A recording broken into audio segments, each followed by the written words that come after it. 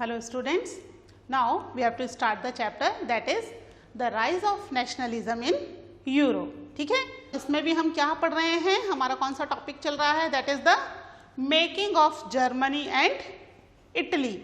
ठीक है, किस तरीके से जर्मनी और इटली यूनिफाइड हुए.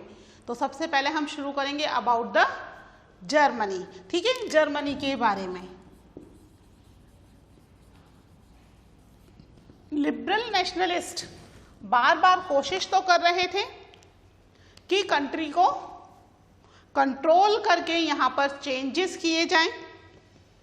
फ्रैंकफर्ट पार्लियामेंट भी बनाई उन्होंने विद 831 रिप्रेजेंटेटिव, लेकिन मोनार्क का सपोर्ट, एरिस्टोक्रेसी का सपोर्ट नहीं मिला, प्लस पुअर पीपल का भी सपोर्ट नहीं मिला, जिसकी वजह से वो जल्दी ही कैसी हो गई, फ्रैंकफर्ट पार्लियामेंट खत्म हो गई और कंट्री में वापस मोनार्क रूल आ गया. ठीक है, मोनार्क रूल ने अपनी मिलिट्री के साथ मिल करके और लैंडलॉर्ड्स के साथ मिलके लिबरल नेशनलिस्ट को सप्रेस तो किया, लेकिन उन्हें अब लगने लगा था कि कंट्री का यूनिफिकेशन करना बहुत जरूरी है. तो अब कंट्री के यूनिफिकेशन के लिए क्या किया जाए. ठीक है, तो जर्मनी में जो प्रूशियन किंग थे उन्होंने इसके लिए अपनी रिस्पॉन्सिबिलिटी उठाई कि चलिए जर्मनी का यूनिफिकेशन हम करेंगे. तो जो हमारा हेडिंग है जर्मनी का, इसमें लिखा है can the army to be the architect of the nation. हाँ, यहाँ पर तो आर्मी के थ्रू ही जर्मनी का यूनिफिकेशन हुआ. हमने देखा था जर्मनी छोटे छोटे पार्ट्स में डिवाइडेड है, हर जगह अलग अलग रूलर्स का रूल है. कहीं फ्रेंच रूलर का रूल है बारबोन डायनेस्टी के, कहीं पर ऑस्ट्रियन रूलर का रूल है ना. तो अलग अलग पार्ट्स में अलग अलग रूलर्स का रूल था, लेकिन पर्शियन जो किंगडम था that was under the Kaiser William first, और उन्हें लगा कि कंट्री का यूनिफिकेशन करना जरूरी है.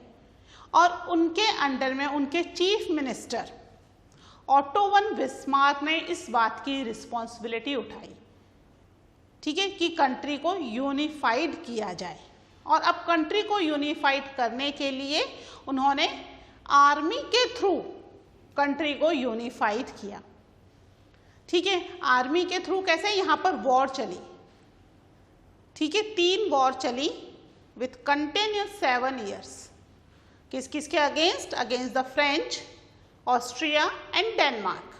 इनके अगेंस्ट कंटिन्यूस वॉर हुई और उस वॉर में फाइनली जो रिजल्ट आया उसमें पर्शियन आर्मी जीत गई. And finally it was the unification of the Germany. Germany के यूनिफिकेशन में क्योंकि पर्शियन किंग का इंपॉर्टेंट रोल था, तो he become the ruler of the unified Germany. ठीक है, कौन है, that is Kesar William first. ठीक है, उन्होंने जर्मनी को यूनिफाइड किया और बाकायदा वर्सेलिस के अंदर मिरर ऑफ पैलेस के में एक बहुत बड़ा प्रोग्राम किया गया. बहुत सारे रूलर्स को बुलाया भी गया है ना, कंट्री के इंपॉर्टेंट एरिस्टोक्रेसी को इनविटेशन भेजा गया और वहां पर बाकायदा केसर विलियम फर्स्ट को प्रोक्लेम कर दिया गया to be the ruler of the unified Germany. ठीक है, तो देख लेते हैं, इसके पॉइंट्स लिख लेते हैं हम. ठीक है, यहां पर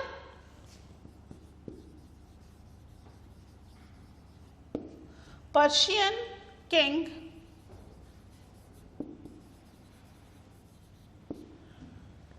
took on the leadership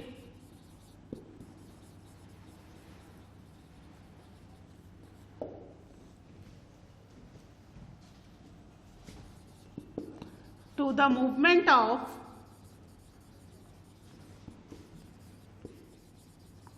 national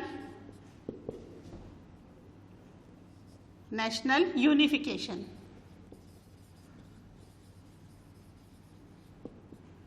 ठीक है, पर्शियन किंग ने यहाँ पर इसमें अपने आप को एज अ लीडर आगे बढ़ाया.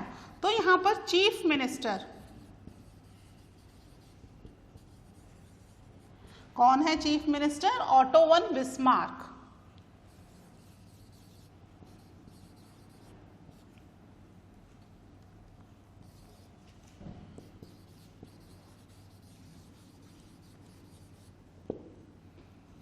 बिस्मार्क, एक मिनट, सी के है बिस्मार्क।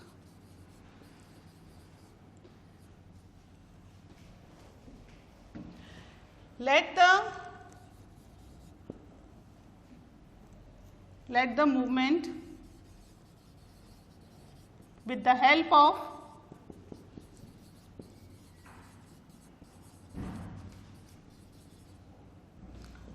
Persian army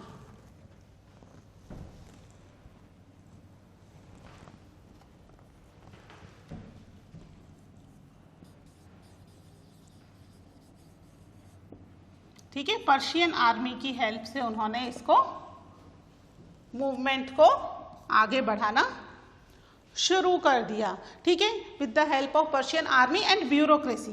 ठीक है, राजा का सपोर्ट है ना, तो इसलिए ब्यूरोक्रेसी।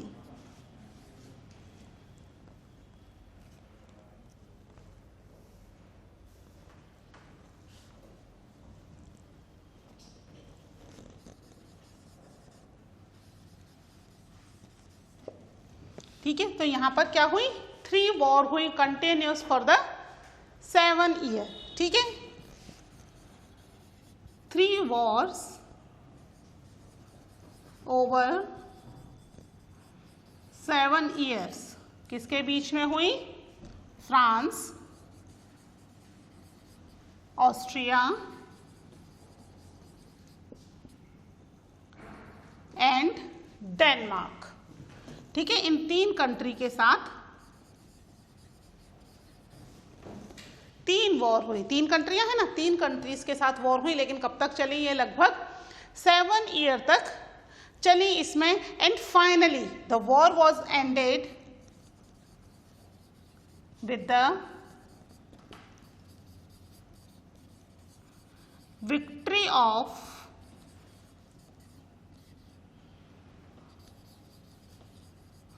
Persian army. ठीक है, फाइनली पर्शियन आर्मी की विक्ट्री हो गई और वॉर खत्म हो गई, यानी फ्रांस, ऑस्ट्रिया एंड डेनमार्क को जर्मनी से जाना पड़ा और German was unified under one king. ठीक है, एक ही किंग के अंडर में जर्मनी यूनिफाइड हो गया। अब जिस किंग ने इस जर्मनी को यूनिफाइड करने के लिए इंपॉर्टेंट रोल प्ले किया है, ही बिकेम द रूलर। इसको नोट डाउन कर लो, फिर हम लिख लेते हैं कौन रूलर बना कंट्री का।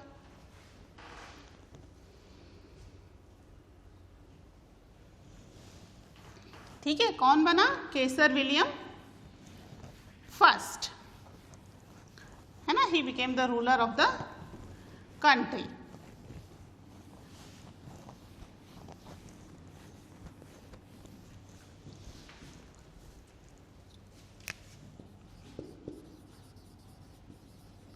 केसर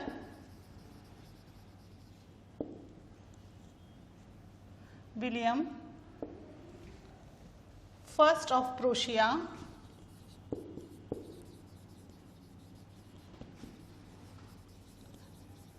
headed the new German Empire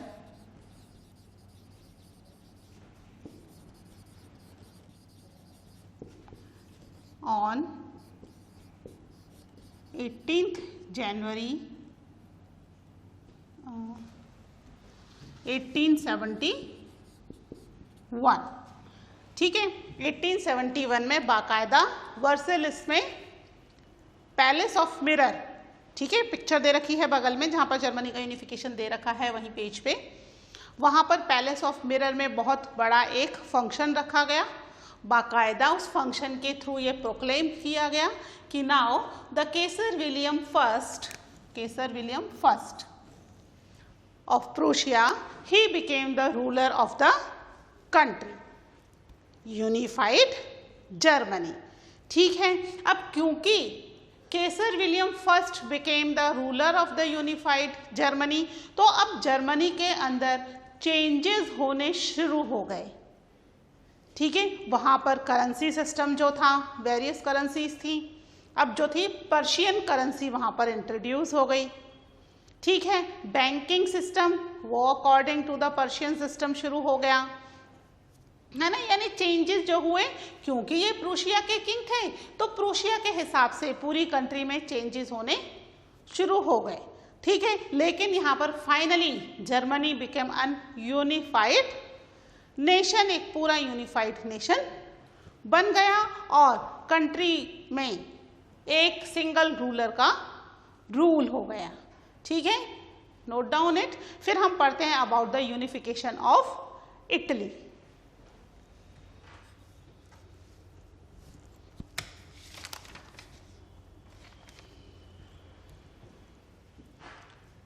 ठीक है, जर्मनी की तरह इटली का यूनिफिकेशन भी थ्रू वॉर हुआ, ठीक है। जर्मनी के यूनिफिकेशन में इंपॉर्टेंट रोल प्ले किया था प्रूशियन किंग ने, लेकिन इटली के यूनिफिकेशन में इंपॉर्टेंट रोल प्ले कर रहे हैं एक इटालियन प्रिंस, ठीक है, जो इटली थी, ठीक है, इटली यूनिफाइड, ठीक है। इटली का यूनिफिकेशन पढ़ेंगे कि हम कैसे इटली यूनिफाइड हुई, ठीक है। तो जो इटली थी it was divided into 7 different states, ठीक है, अलग अलग 7 स्टेट्स में बटी हुई थी। इन 7 स्टेट्स में भी अलग अलग रूलर्स का रूल था, कहीं ऑस्ट्रियन रूलर थे, कहीं बॉर्बोन रूलर ऑफ द स्पेन थे, कहीं पॉप का रूल था। केवल एक प्लेस था that was the Sardinia Piedmont, जहां पर इटालियन प्रिंस का रूल था, ठीक है। Italian prince Victor Emmanuel second, इनका रूल था, ठीक है। बाकी सभी जगह दूसरे रूलर्स का रूल था। तो 7 डिफरेंट स्टेट्स में इटली वॉज डिवाइडेड, ठीक है। सबसे पहले इटली में यूनिफिकेशन के लिए गुज़िफ मैज़नी, इन्होंने शुरुआत तो की लेकिन ही वॉज नॉट सक्सीडेड, और इनका जो मूवमेंट था वो फेल हो गया और इटली यूनिफाइड नहीं हो पाई, ठीक है। और उसके बाद नेक्स्ट अटेम्प्ट लिया विक्टर इमैनुअल सेकंड ने। उनके अंडर में उनके चीफ मिनिस्टर केबोर, उन्होंने इटली को यूनिफाइड करने की रिस्पॉन्सिबिलिटी ली कि केबोर वॉज नॉट एंड डेमोक्रेटिक, उसको कोई मतलब नहीं था डेमोक्रेसी से, किसी चीज़ से। He was just doing his job कि भाई हाँ ठीक है, राजा ने कहा है तो यूनिफाइड करना है तो वॉर करनी पड़ेगी। और उसने यहाँ पर एक टैक्टफुल डिप्लोमेटिक अलायंस बनाई विद द फ्रांस, ठीक है। फ्रांस के साथ अलायंस बना के उसने सिस्टमैटिकली एक स्टेट को डिफीट करना शुरू किया और इटली को यूनिफाइड करना शुरू किया। यहाँ पर केबोर की हेल्प के लिए गुज़िफ गैरिबल्डी, जो कि मैज़नी के आइडिया से बहुत ज़्यादा इन्फ्लुएंस थे, उन्होंने यहाँ पर अपने साथ के बहुत सारे जो वॉलंटियर्स थे, पीसेंट्स एंड वर्कर्स, ठीक है, इन पीसेंट्स एंड वर्कर्स को साथ लेकर के वॉर में केबोर का साथ दिया, ठीक है। क्योंकि गुज़िफ गैरिबल्डी भी क्या चाहते थे, मैज़नी की तरह ही इटली को यूनिफाइड करना चाहते थे। एंड फाइनली वो जो 7 स्टेट थे उन स्टेट्स को कंबाइंड करके एक यूनिफाइड इटली जो थी वो बनी, और सार्डेनिया पेडिमोंट के king Victor Emmanuel second, he became the ruler of the Italy, ठीक है। तो यहाँ पर इटली के यूनिफिकेशन में 4 लोगों का इंपॉर्टेंट रोल है, गुज़िफ मैज़नी, केबोर, विक्टर इमैनुअल सेकंड एंड गुज़िफ गैरिबल्डी, ठीक है। याद रखना इन चारों, क्योंकि गुज़िफ मैज़नी के बारे में भी अलग से क्वेश्चन आता है, हमने उनके बारे में थोड़ी डिटेलिंग भी पढ़ी थी पहले, है ना। और कई बार ये भी आता है कि इटली के यूनिफिकेशन में किन किन लोगों ने इंपॉर्टेंट रोल प्ले किया और क्या रोल प्ले किया, तो आपको पता होना चाहिए, ठीक है। कि विक्टर इमैनुअल सेकंड तो प्रिंसली स्टेट के रूलर थे, इसलिए उन्होंने यहाँ पर यूनिफिकेशन का काम किया।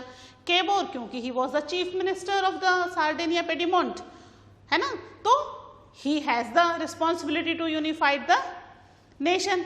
Thirdly, Giuseppe Mazzini, he was a revolutionary and he wanted to unify the nation, तो यहाँ पर उन्होंने भी नेशन को यूनिफाइड करने का काम किया, ठीक है। और Giuseppe Garibaldi he was also influenced by the idea of Mazzini, तो उन्होंने भी क्या किया कि बोर की हेल्प की और कंट्री को यूनिफाइड किया, ठीक है। तो हम लिख लेते हैं इसके बारे में, क्या है यहाँ पर, Italy was divided into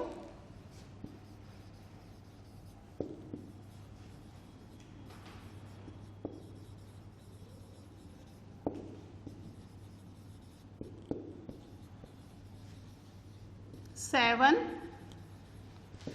states, ठीक है। 7 स्टेट्स में डिवाइडेड है, जिसमें से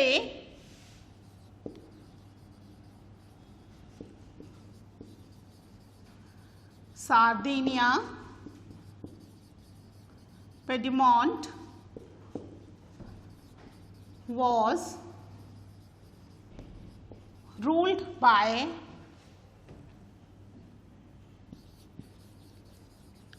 इटालियन प्रिंस। कौन है ये? विक्टर इमैनुअल सेकंड, ठीक है। 7 स्टेट में से केवल ये एक स्टेट है सार्डिनिया पेडिमोंट, ठीक है, जहां के जो रूलर हैं ही became the king, Italian Prince, ठीक है, इटालियन प्रिंस है। तो ये जो हैं बाकी की जगहों पर क्या है, अलग अलग एरिया का कंट्रोल है। जैसे नॉर्थ में पॉप है ना, ईस्ट में ऑस्ट्रियन एम्पायर है, कहीं पर बॉर्बोन डायनेस्टी ऑफ स्पेन है, अलग अलग राजाओं का रूल है। केवल एक ही एरिया है which was ruled by the Italian Prince, ठीक है। तो फिर यहां पर क्या हुआ, इन 1830, ठीक है, यूनिफिकेशन प्रोग्राम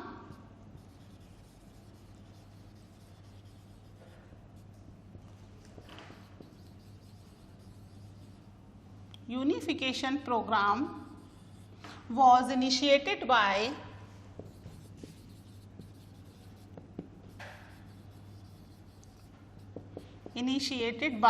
किसने इनिशिएट किया था सबसे पहले? That was Giuseppe Garibaldi, Giuseppe मैज़नी,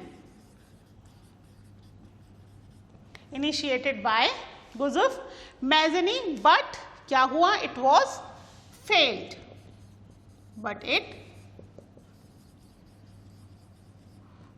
वो पूरा नहीं हो पाया। उन्होंने शुरू तो किया था, उन्होंने यंग इटली करके एक ऑर्गेनाइजेशन भी बनाई थी जिसमें इटली के most of the youth they were start participating, है ना, उसके मेंबर बनने शुरू हुए और उन्होंने यहाँ पर पार्टिसिपेट करना शुरू कर दिया in the organisation of the Giuseppe Mazzini, ठीक है। तो फिर यहाँ पर 1848 में चीफ मिनिस्टर, कौन थे चीफ मिनिस्टर? क्या नाम बताया था अभी?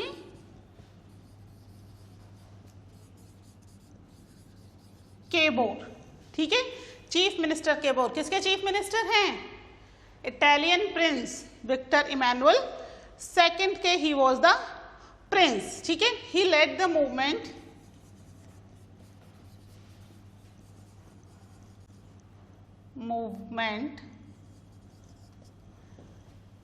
ठीक है, उन्होंने मूवमेंट शुरू किया किसके साथ?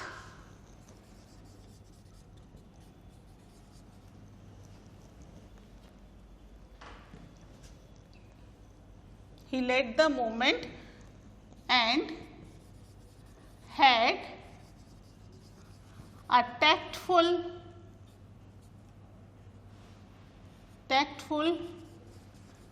diplomatic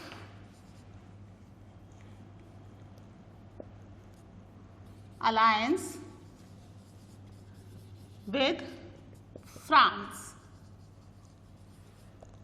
ठीक है, फ्रांस के साथ एक उन्होंने अलायंस बनाई, एक समझौता किया फ्रांस के साथ, और यहाँ पर उन्होंने स्टेप बाय स्टेप एक एक स्टेट को डिफीट करना शुरू कर दिया। ठीक है, ऑस्ट्रियन एम्पायर, इसको डिफीट किया सबसे पहले 1859 में, उसके बाद दूसरे एम्पायर्स को वन बाय वन डिफीट करना शुरू किया। ठीक है, तो यहाँ पर चीफ मिनिस्टर केवोर की पावर को और इंक्रीज करने के लिए कौन आए इसमें? गुज़फ गैरिबल्डी। ठीक है, नोट डाउन इट, फिर हम लिखते हैं about गुज़फ गैरिबल्डी।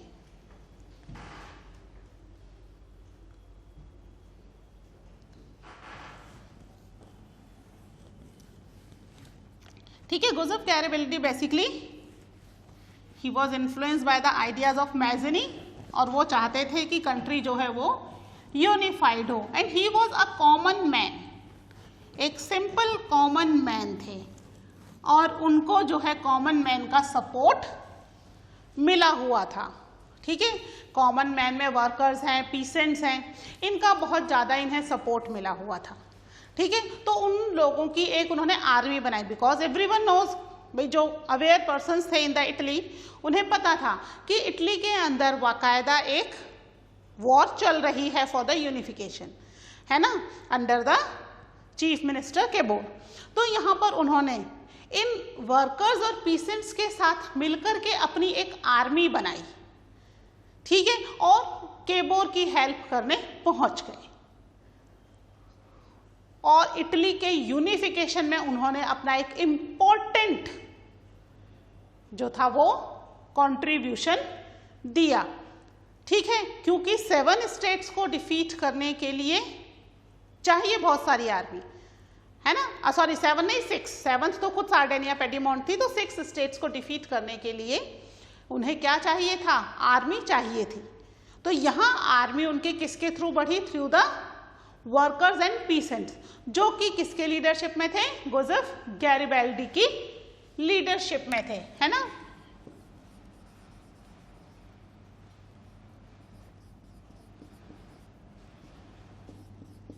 गुज़फ गैरिबल्डी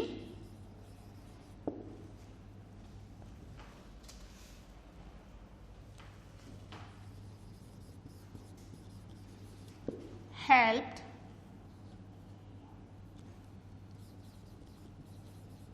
the Cabor in the war, and finally 1861, ठीक है, 1861 के अंदर इटली वॉज यूनिफाइड। ठीक है, इटली यूनिफाइड हो गई, और इटली यूनिफाइड होगा तो कौन बनेगा राजा? एंड विक्टर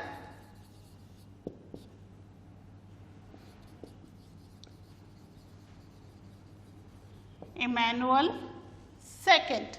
ठीक है, Victor Emmanuel second, he was proclaimed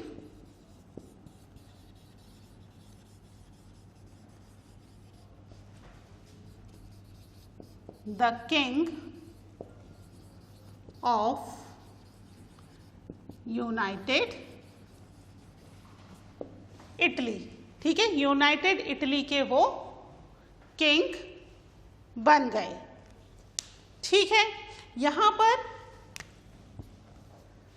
Italy के यूनिफिकेशन में गुज़फ गैरिबल्डी के लीडरशिप में जिन लोगों ने साथ दिया, peasants and workers, they were basically illiterate people, उन्हें ज़्यादा कुछ कंट्री के बारे में नॉलेज नहीं थी।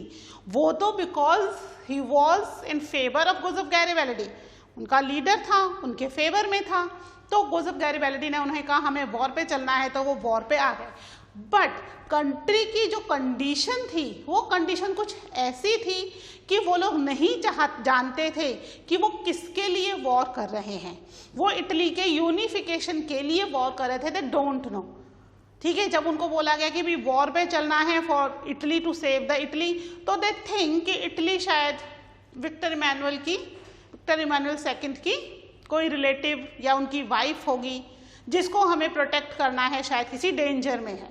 दे डोंट नो अबाउट कि देवर बेसिकली कर क्या रहे हैं, किसके यूनिफिकेशन के लिए काम कर रहे हैं, क्योंकि अलग अलग एरिया में जो डिवाइडेड थी इटली, वो अपने आप में ही लोग अपनी ही कंट्री में या अपने एक पर्टिकुलर एरिया में कन्फाइंड थे।